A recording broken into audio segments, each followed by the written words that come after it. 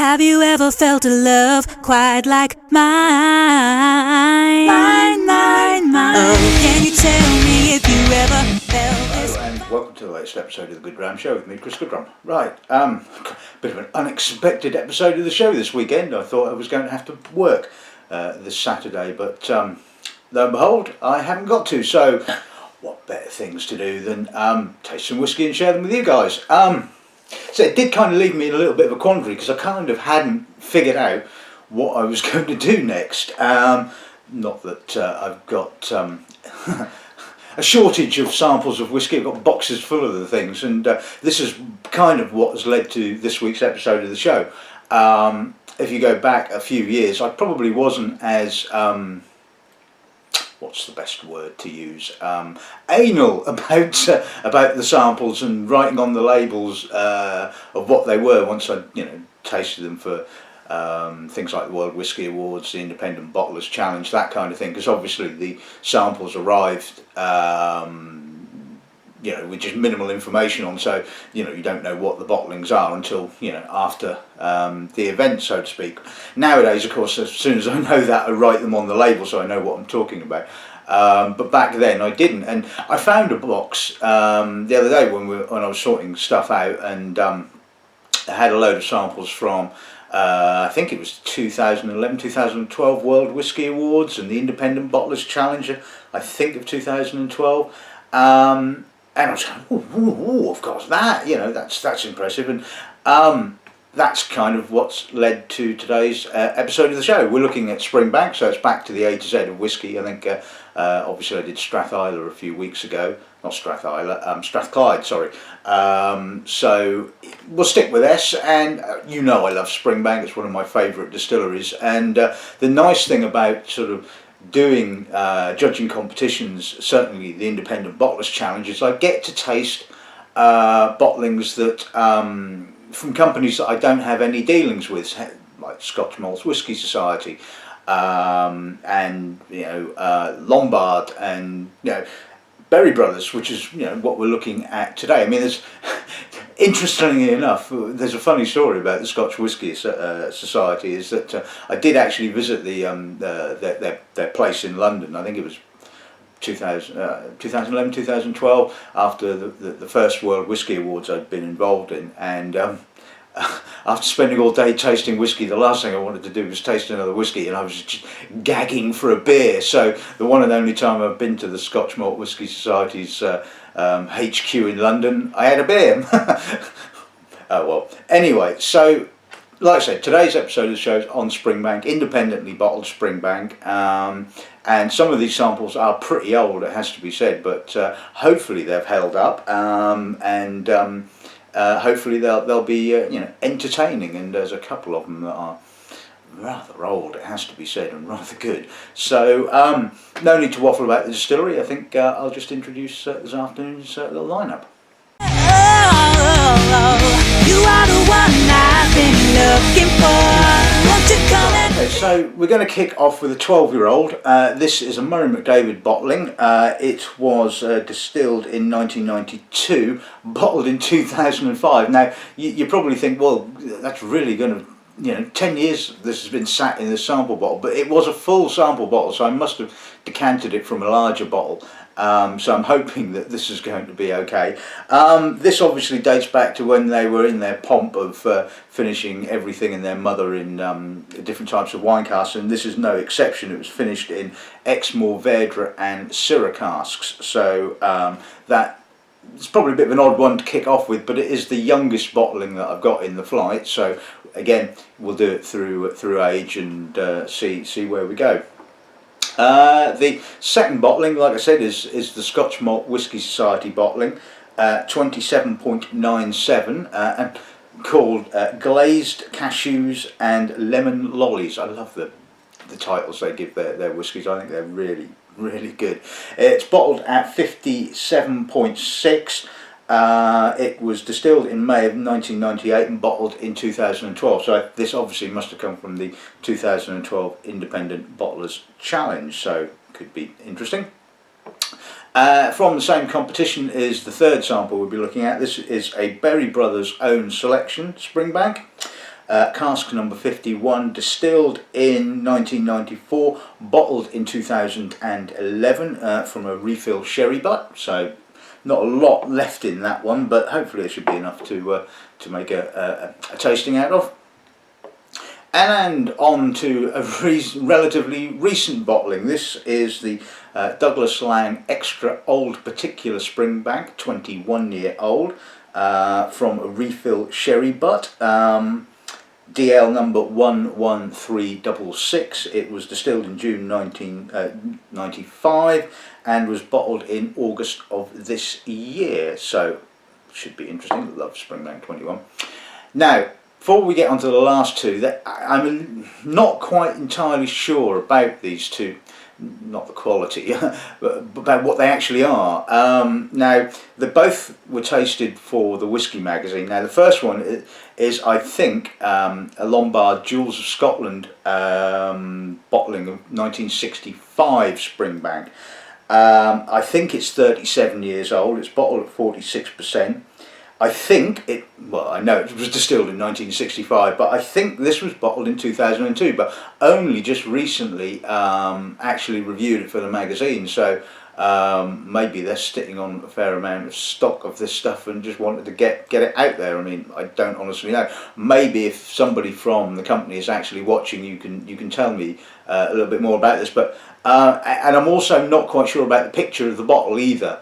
I think, well, the picture of either of them, I mean, certainly in the Whisky magazine there's a completely different looking bottle to the picture that I found online, and I couldn't find anything about the other bottling, so I've used the same picture twice. I mean, at the end of the day, it doesn't really matter, does it? But so that, I think, is, like I said, I think that's a 37-year-old Springbank. And the last bottling, again, I think is a Lombard Jewels of Scotland bottling. Well, it's a Lombard bottling. Whether it's the Jewels of Scotland range or not, I don't honestly know. So, you know, if somebody is watching, you can hopefully let me know. This, I think, was distilled in July of 1969, bottled in April of 2014 at 41.1%. So, 44-year-old Springbank. I mean, I think the 37, I think, is, I've seen going for somewhere around about £900. So God only knows what that's going to be going for. One final point before we do kick off: the Scotch Malt Whisky Society bottling is quite unique in not only because obviously they don't put the name of the distillery on there, they put the number on them, but it was aged in a refill gourder. Now, that's not a cask size you come across very often.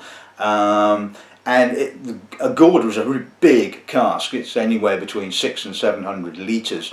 I believe it's generally used for marrying casks together, because I mean, if you think about a hoggy, that's only about 250 to 300 litres. A butt, sherry butt's only around about the 500 litre mark. So this is a damn big old cask. I think you tend to find them in the sherry industry, but like I said, it's not sort of like a widely used cask. So that could be interesting. So you would imagine that the sherry character, being refill, will be fairly light, but not judging by the colour of that one. But anyway, we shall get onto that in due course. So let's kick off with the Murray McDavid 12-year-old then. You are the one I've been looking for. I know for sure there is no other. Okay, so let's see what the nose gives us on this one then, shall we? Now, I looked up on my tasting notes that I wrote all those years ago, and the thing that sort of stood out then and now is that it's got a very feminine nose, which is unusual for Springbank. It's obviously the wine casks are having that sort of slightly perfumed, spicy red fruit. Getting some darker fruit as well, sort of like I'm guessing the almost animally, which is, you know, the sort of character of Mourvedre. So it's got which kind of ties in nicely with the slightly manure-y sort of note coming from the spirit. A little bit of salt. It's barley, slightly oily. I think if I tasted this blind, I probably wouldn't have pegged it for Springbank. It doesn't kind of scream Springbank at you. But there's a nice maltiness to it, so you know that Campbelltown sort of dense malty kind of note. So you know, maybe I would have got there eventually. But I think for one of their wine finish malts, it's actually really nice, delicate, not too heavy on the wine. I remember we used to stock this, and I can't remember what we used to charge for it, but I think I remember at the time that they were, you know, the McDavid range were, you know, pretty good value by and large. See what the nose, see what the palate gives us. The nose gives us a palate.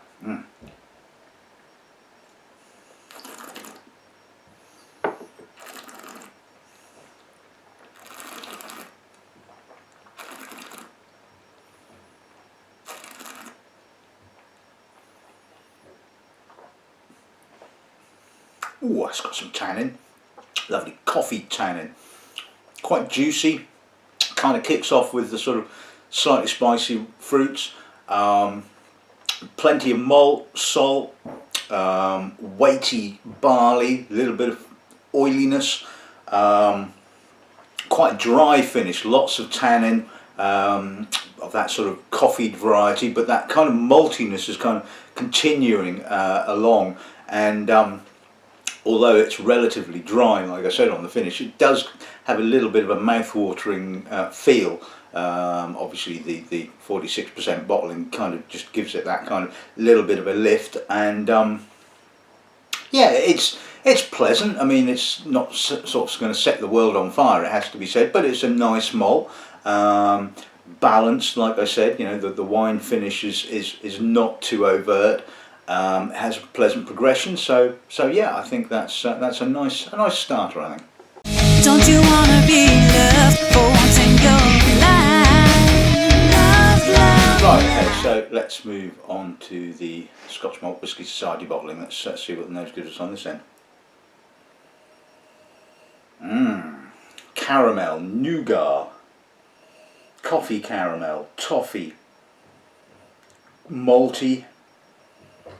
Yeah, that's definitely got that sort of Springbank, Campbelltown maltiness. A little bit of salt. Yeah, a touch of sort of like lemon sweets. A little bit of oiliness.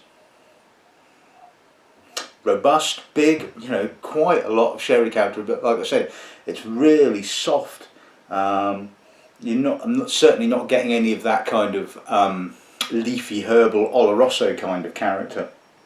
It's definitely more in the sort of treacle toffee, coffee kind of style of sherry.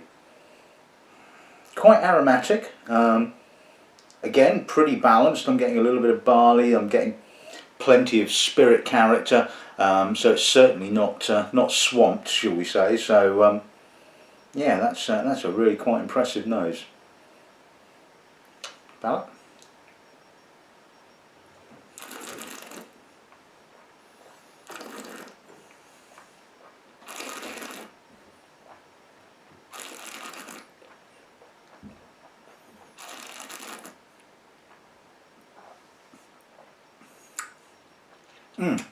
Bit peat on the finish. Lovely.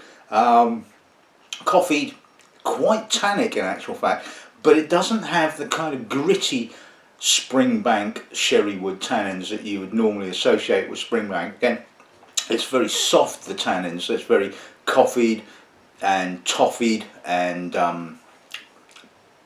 really rounded.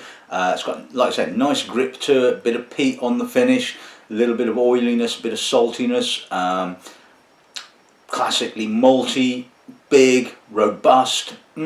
That is a lovely winter dram, and if you ever had a bottle of that, and that's, we're going, well, like I said, we're going back sort of almost 5 years ago now for that particular one, but yeah, really very good.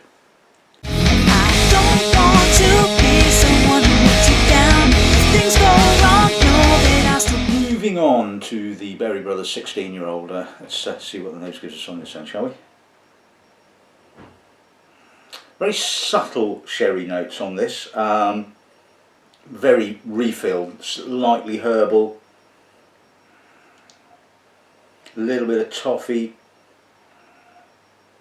I mean, it's possible that the sample has kind of deteriorated a little over the years, but it's got some nice kind of almost fishy notes. Again, malty, quite robust. Like I said, subtly sherried, subtly herbal. You'd probably miss it, to be honest with you. It's got such a sort of a light sherry note, which is pleasant. I mean, Berry Brothers, I mean, you know, again, like the Scotch Malt Whisky Society, very rarely come across them, although I do come across them a little bit more than I do with the Scotch Malt Whisky Society bottlings. And like any bottling company, they bottle some great whisky and maybe, you know, some not so great whisky, but this is really pleasant. Certainly doesn't feel 16, it has to be said. But you know, it's a nice bottling, aromatic. See what the palate gives us.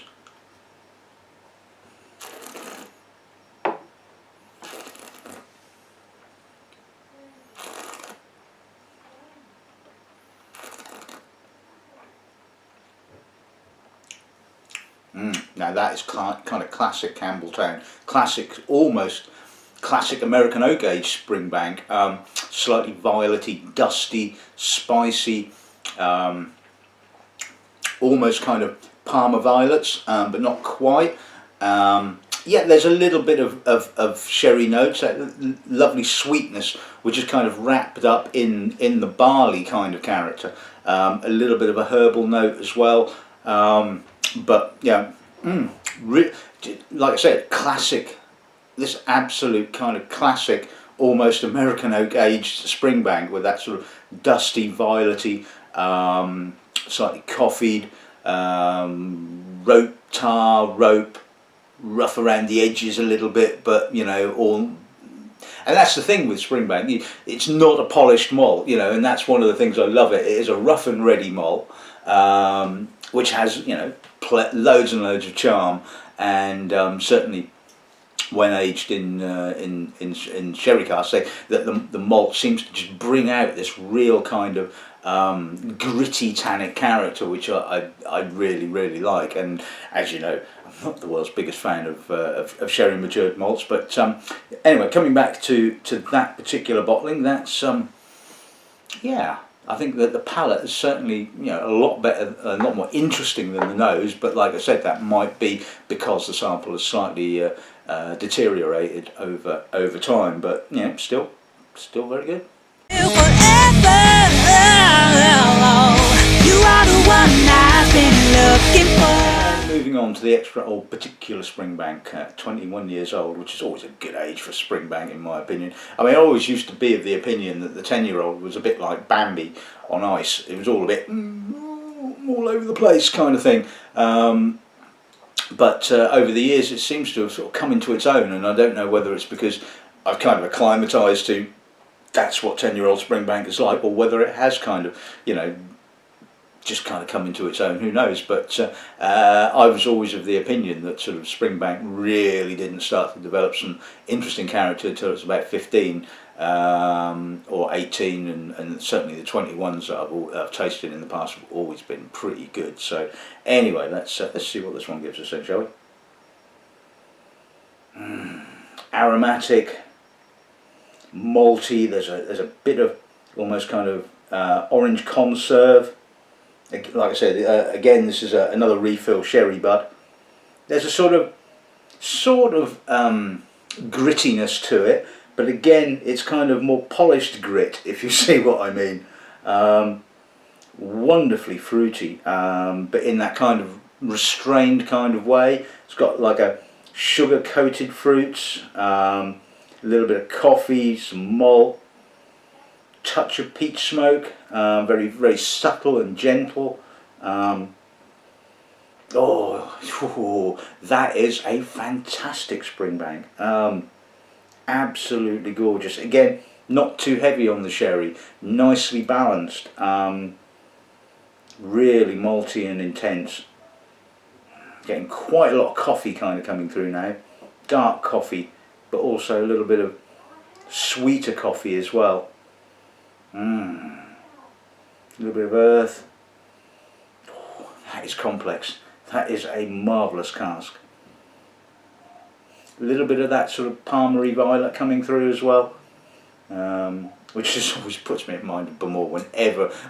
Whenever I get that sort of palmer violet note, I go, oh, that's almost like old Bamor. But you know, old Springbank can go like that as well. See what the palate gives us.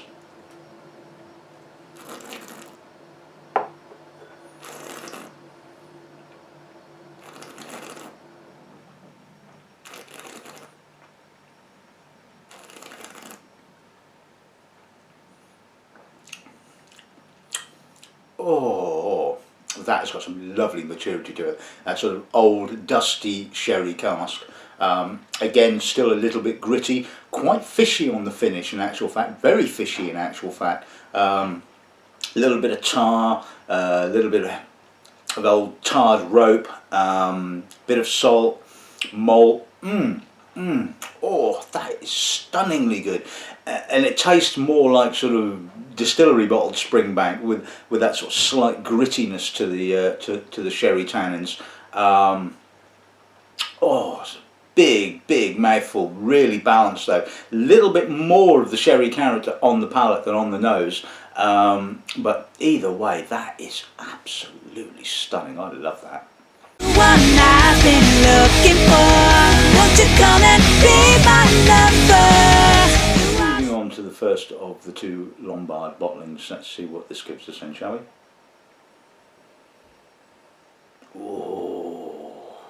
Oh, my God, that's good. That's mature. That's elegant, delicate, subtly sherried. I'm getting, you know, gentle sherry notes, vanilla, a little bit of coffee, coffee cream, violets, fish, malt, wisp of peat, just a wisp, just a mere finger. Oh, that's aromatic. That's big. Oh, that is absolutely stunning. I mean, yeah, 800 odd quid. You'd expect it to be bloody stunning, but take my word for it, this is a real stunning whiskey. It's the sort of whiskey you just keep sniffing. It's just, you know, slowly evolving. And I think, if memory serves me correct, I gave this a good score in the magazine, but I think it was kind of edged by the 1972 Lombardine, I think, if memory serves me correctly, but only by a fraction of a point. I mean, this is absolutely sensational, and it's just classic Springbank. There's no other distillery that matures or like this, you know, just no other distillery that has this character whatsoever. I think I'd better taste it.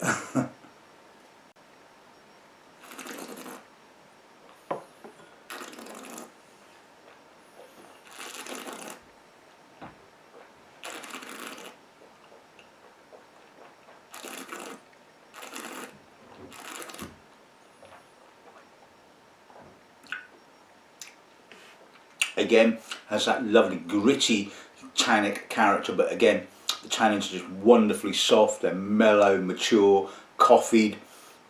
Again, a little bit of peat, possibly a little bit more peat than was showing on the nose.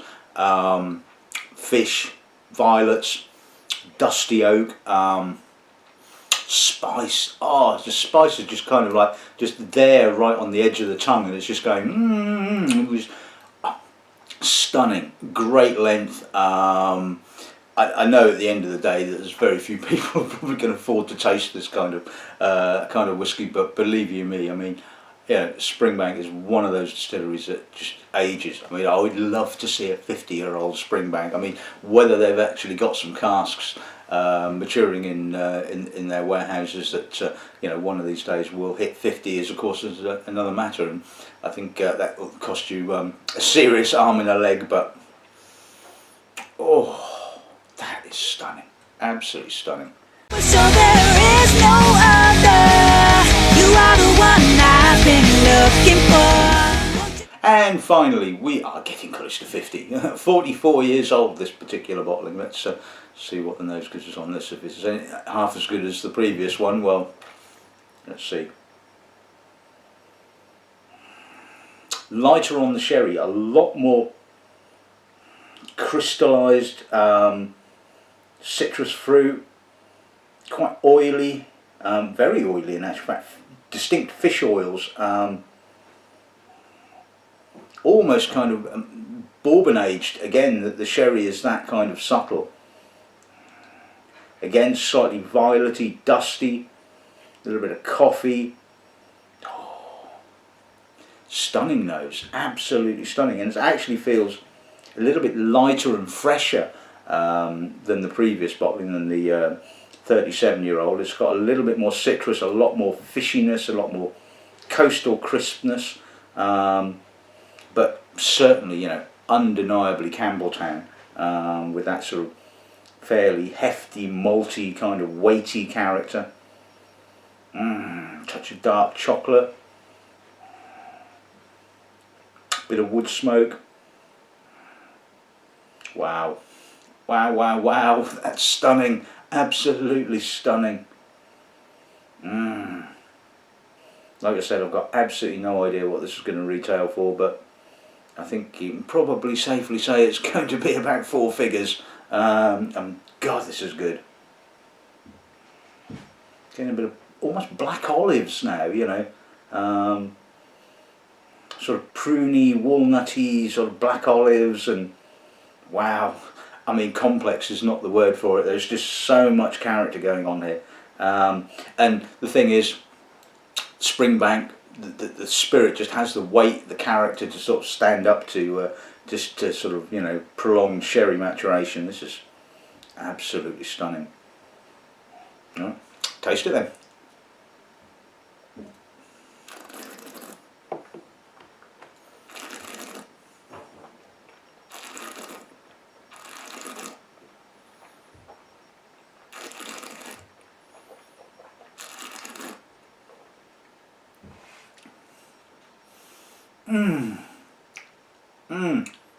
Not quite as weighty as the previous bottling, a little bit more citric in actual fact. It's got more of a lift to it, a freshness, a saltiness. Again, the length is stunning. It's got that sort of, you know, mature orange and tangerine, a little bit of walnut, prune, but really fresh, really intense, vibrant almost.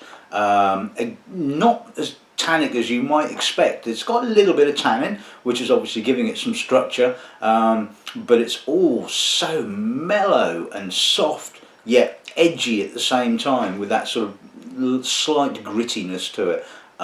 There's a bit of wood smoke, a little bit of peat, wonderful dried fruits. I mean, that is just unbelievably good. Just words fail me. Unbelievable. Really very, very good.